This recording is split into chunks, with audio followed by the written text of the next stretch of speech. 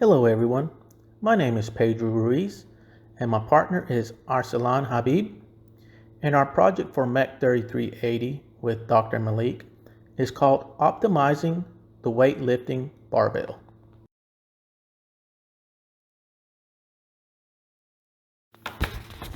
The weightlifting barbell has had many issues in the past with snapping in half while lifting heavy weights and by reaching its yield modulus, which can be seen by the bent bar after heavy weight use. The customers need the same weight barbell that is durable and will support the heavy loads being applied to the bar. The way the barbell works, it is rested on a weight stand and you get underneath the bar with your back while it rests on your shoulder and slowly lift with the weighted plates which have already been stacked on each side of the bar, and you start your repetitions. The more repetitions, the more muscle you build, and the more weight, the stronger you get.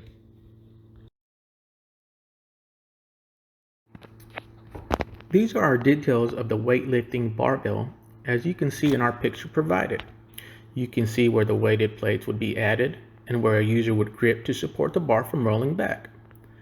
The dimension of the bar is 2.2 meters total, 41.5 centimeters on each side to allocate for the weighted plate to be attached, and 130 centimeters in the middle to allow for the user to grip to help support the bar.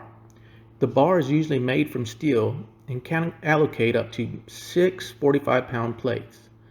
The loads being applied can be assumed to be 270 pounds per side of the bar. We can also add gravity to this. The boundary condition that we have is an upward force acting as a human supporting or grasping the bar.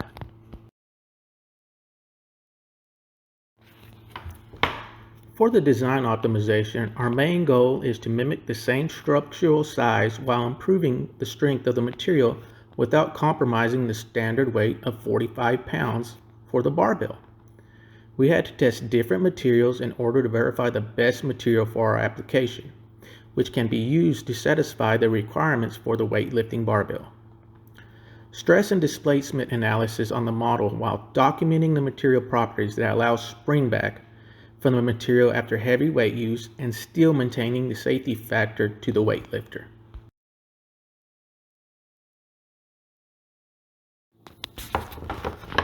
Looking below, we have the mathematical optimization formulas to find the bending moment. To determine deflection in the barbell, these equations have been shown and used to determine the deflection and bending moment. We must also consider the axial and bending moment in order to get a full understanding of how the loads are being applied. When applying the equations, deflection and all variables will remain the same except for the diameter of the bar and the modulus of elasticity, in which these are the variables that we are optimizing. The final material chosen will be the one that goes under the lowest deflection while maintaining the diameter as much as possible. This goal is to increase strength while keeping the form factor the same. The goal is to find a material just as dense as regular steel but stronger than it.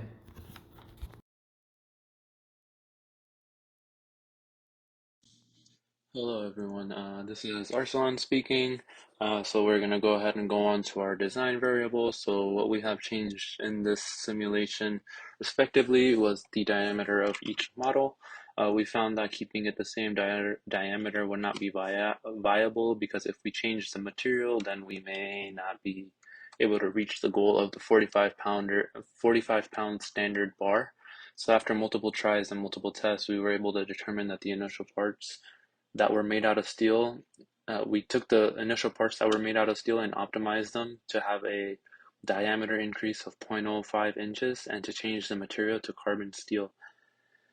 Both materials have a different Young's modulus, which is our greatest benefit in this case. The benefit of our optimized design is to increase the diameter. Even if we increase the diameter just by a little bit, it gives us a better chance. It gives the user a better chance to grip the bar. Choosing an adequate material will be the main source to increasing our product thickness. The design can greatly benefit gym owners and reduce the maintenance needed on barbells. Increasing the product thickness allows us to change the material, which improves our strength factor. A stronger material is used while maintaining the traditional weight of the bar uh, of 45 pounds. The last benefit is the elasticity. It handles the same amount of weight as the traditional bar, but it retains the original shape. Uh, it also reduces the chance of having any bent or broken bars after use or fatigue of the material.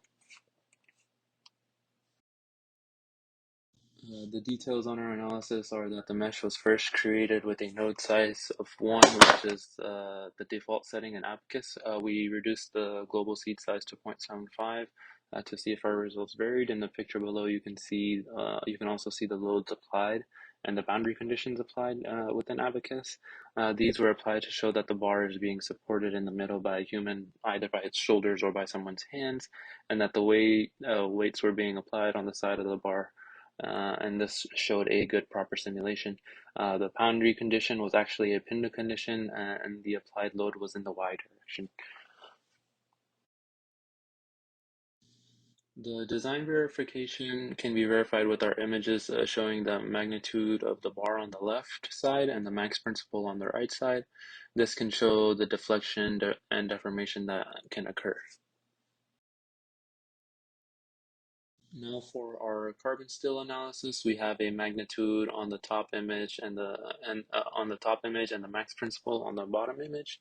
If we take a closer look at the scales provided on the Abacus visualization module, you can see that the carbon steel has a greater overall strength, and the thicker component shows a deflection at a lower rate.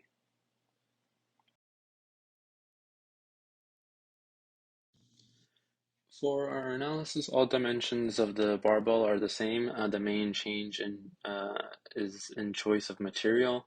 Uh, from the initial part, we did make a small dimension change. However, that was just increasing the diameter of the bar by 0.05 inches.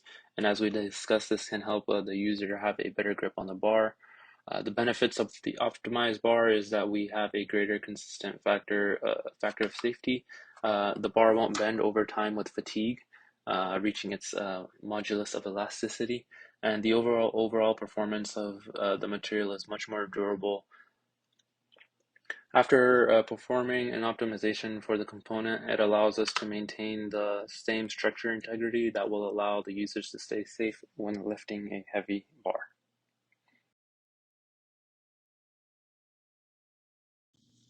Here are the results of our analysis on a table. Here you will see the different variations of thicknesses and materials.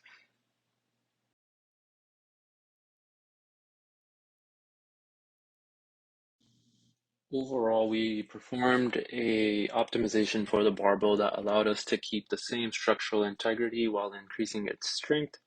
That will allow consumers to stay safe when lifting heavy. We were able to achieve this by increasing the thickness by 0.05 inches, which will help the integrity of the bar and also the user's grip.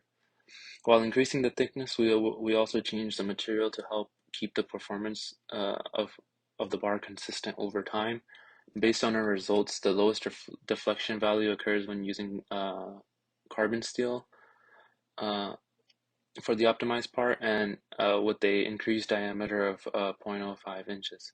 After conducting our analysis and optimization with a total of two different sizes and two different materials, we found that carbon steel was the best for our goal, and we were successfully able to optimize our product. Thank you for tuning in today, guys, and I hope you all have a wonderful day.